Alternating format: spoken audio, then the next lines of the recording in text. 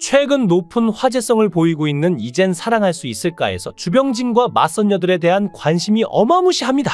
66세가 된 현재까지도 혼자 살고 있는 주병진 씨가 이젠 부디 좋은 사람을 만나 행복하게 살기를 대중들이 응원하고 있기에 그가 맞선을 본다는 소식에 모두가 기대를 하고 있는데 벌써 두 번째 맞선녀와 데이트를 끝내고 세 번째 맞선녀를 맞이할 준비를 하고 있는데요. 주병진은 화가인 최지인과 호주 교포 출신 변호사 신혜선과 맞선을 봤는데 두 번째 맞선을 본 신혜선은 변호사다운 우아하고 지적인 미가 돋보이는 데다가 대화를 이끌어가는 능력까지 여러모로 센스 있는 모습을 보여주었지만 주병진은 애프터 신청을 보류했죠. 중간 점검차 결혼정보회사를 방문한 주병진은 200평 펜트하우스에 홀로 거주하는데 넓은 집이 참 적적하다. 큰 집에 채워 넣어야 할 가족이 필요하다라고 속마음을 토로하면서도 상상은 하는데 사랑하는 게 힘들다. 사랑하는 방법을 잘 모르겠다. 어떻게 해야 사랑인지도 모른다라고 털어놨습니다. 한때 사랑하는 여인을 만나 아이도 낳는 삶을 꿈꿨다는 주병진은 이제 사랑이 숙제가 돼버렸다. 밥 먹을 때는 좀 슬프다. 외로움을 많이 느낀다라며 제 상처에 대한 드라마를 만들면 3년짜리 얘기다라고 씁쓸하게 웃었는데요. 두 번째 맞선 여인 신혜선은 소개할 때부터 멋진 언니 포스가 팍팍 느껴졌고 주병진 역시 회사와 사업을 여러 개 운영했던 바 그녀와 통하는 바가 많아 보였죠. 결혼정보 회사 성지인 대표가 두 사람을 연결시켜준 이유도 삶을 진취적으로 대하는 자세 등의 인생관이 비슷할 것 같아 매칭을 했는데 실제로 데이트를 이어가는 내내 잘 맞는 모습을 보였는데요. 신혜선 역시 지금까지 결혼을 못한 게 의아했는데 정확하게 말하자면 못한 게 아니라 안 한 거라고 합니다.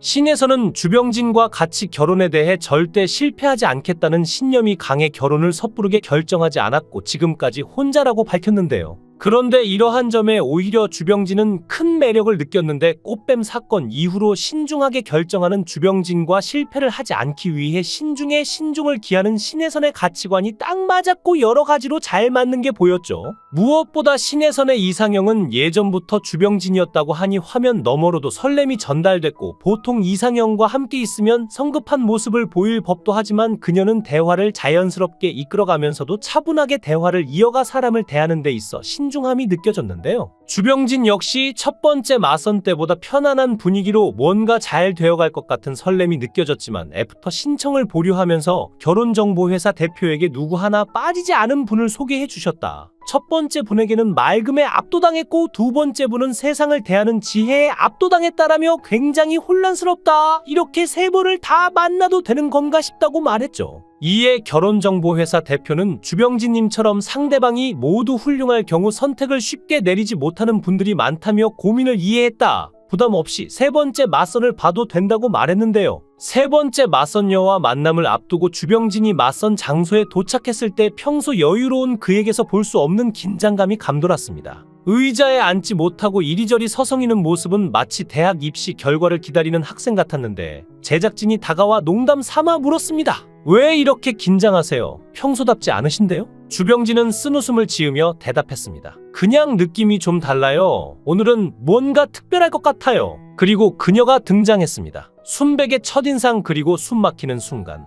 문이 열리며 나타난 세 번째 맞선녀. 그녀는 순백의 하얀 드레스에 긴 머리를 찰랑이며 들어왔는데 드레스의 우아함은 보는 이에 숨을 먹게 했고 한 손에 든 샤넬 가방과 허리에 두른 명품 벨트로 보아 어느 정도 재력이 있는 분인 걸로 보였죠. 주병진은 순간적으로 말을 잃었습니다. 그리고 머뭇거리며 맞선녀에게 물었습니다. 저기 혹시 30대이신가요? 맞선녀는 살짝 미소를 지으며 고개를 갸웃했습니다. 30대요? 정말 그렇게 보이나요? 주병진은 맞선녀의 나이에 대한 궁금증을 숨기지 못했고 예고편에서는 그녀의 대답을 듣고 깜짝 놀라는 그의 모습이 담겼는데 아마도 그녀의 나이가 예상외로 40대 중후 아닐 것이라는 추측이 쏟아졌습니다. 첫 번째 맞선녀는 아나운서 출신의 예술적 감각을 가진 사람이었고 두 번째 맞선녀는 변호사라는 강직한 이미지를 지닌 인물이었는데 세 번째 맞선녀는 어떤 사람일까요? 우선 맞선녀의 모습과 태도를 봤을 때 방송 쪽은 아닌 듯했고 차분한 분위기와 명품 명품 아이템들은 그녀가 안정적인 경제적 기반을 가진 사업가일 가능성을 암시했는데, 특히 주병진과 같은 업계에서 활동하는 사람일 가능성도 배제할 수 없죠. 만약 맞선녀가 직장인이거나 주병진과 같은 사업가라면 두 사람은 공통된 경험과 비전을 통해 이야기를 나눌 수 있을 것인데, 세 번째 맞선녀가 등장한 순간 제작진은 말했습니다.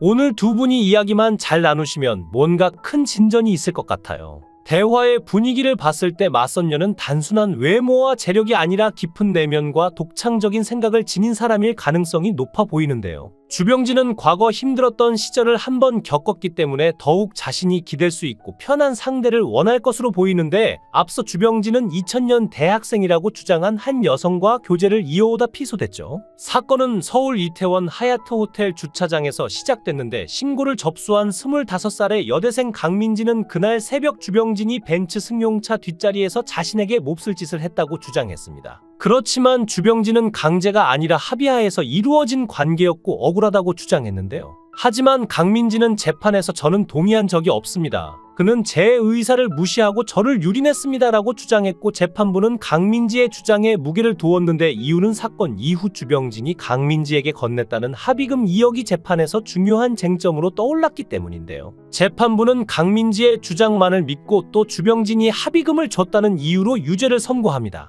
결국 집행유예를 받은 주병진은 이성미에게 항소 준비를 부탁한 뒤 법원의 허가를 받아 미국으로 출국하는데요. 그가 떠난 뒤 이성미를 필두로 주병진의 동료들은 그의 결백을 입증하기 위해 본격적인 조사에 착수했는데, 조사 과정에서 주병진의 동료들은 충격적인 사실을 하나둘씩 알아냈죠. 첫 번째로 밝혀진 것은 강민지가 주장했던 여대생 신분이 거짓이었다는 점인데, 그녀는 대학생이 아니라 유흥주점에서 일하던 종업원이었죠. 더욱 놀라운 것은 그녀가 사건 이후 주병진에게 받은 합의금을 명품 쇼핑과 해외여행에 탕진했다는 사실이었는데요. 주병진은 항소했고 그를 올감했던 그날의 악몽이 법정에서 다시 펼쳐졌는데, 협소한 차 안의 뒷자리에서 강민지는 격렬히 저항했다고 주장했지만 입고 있던 옷은 멀쩡했다는 점, 또한 사건의 핵심 증거가 될 수 있는 체액인데, 강민지의 몸에서는 주병진의 체액은 물론 어떤 관련 증거도 검출되지 않았죠. 그리고 변호인은 강민지가 사건 직후 2억 원을 요구한 점도 반박의 핵심으로 삼았습니다.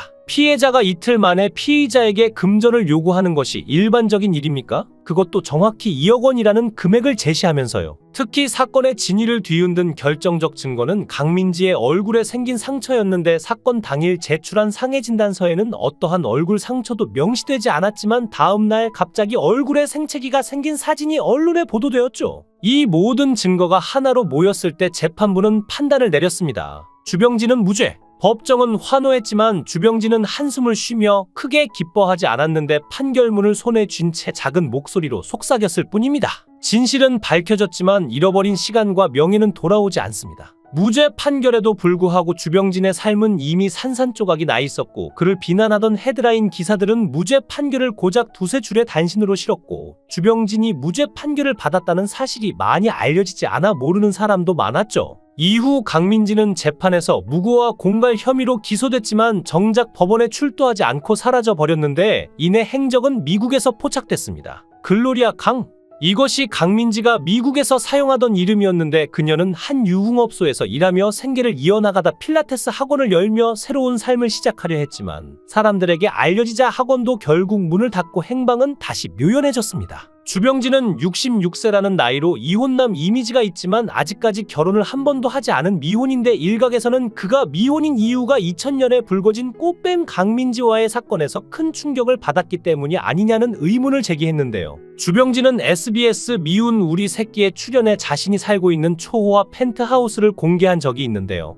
200평대 럭셔리 펜트하우스로 지난 2012년 12월 완공된 주상복합 건물로 테라스 사우나 시설뿐만 아니라 게스트룸, 넓은 평수의 침실을 자랑했고, 시세는 정확하게 알려지지 않았지만 2022년도 시세로 대략 60억에서 100억 원에 달하는 것으로 알려졌습니다. 주병진은 아직 결혼을 하지 않았으며 펜트하우스에서 혼자 살고 있는데, 어머니가 나중에 장가가면 이런 여자를 만났으면 좋겠다고 말을 했지만 그것을 지키지 못하고 있다며 아쉬워했는데요. 주병진 씨가 새로운 사랑을 찾아 나선 가운데 세 번째 맞선 여와는 어떤 케미를 선보일지 궁금증이 더해지고 있는데, 아무쪼록 기본에 마음 맞는 분을 꼭 찾아 정말 잘 됐으면 좋겠네요. 영상을 끝까지 시청해 주시고 귀한 시간 내주셔서 대단히 감사합니다. 구독, 좋아요 꼭 부탁드립니다. 더 좋은 영상으로 보답하겠습니다.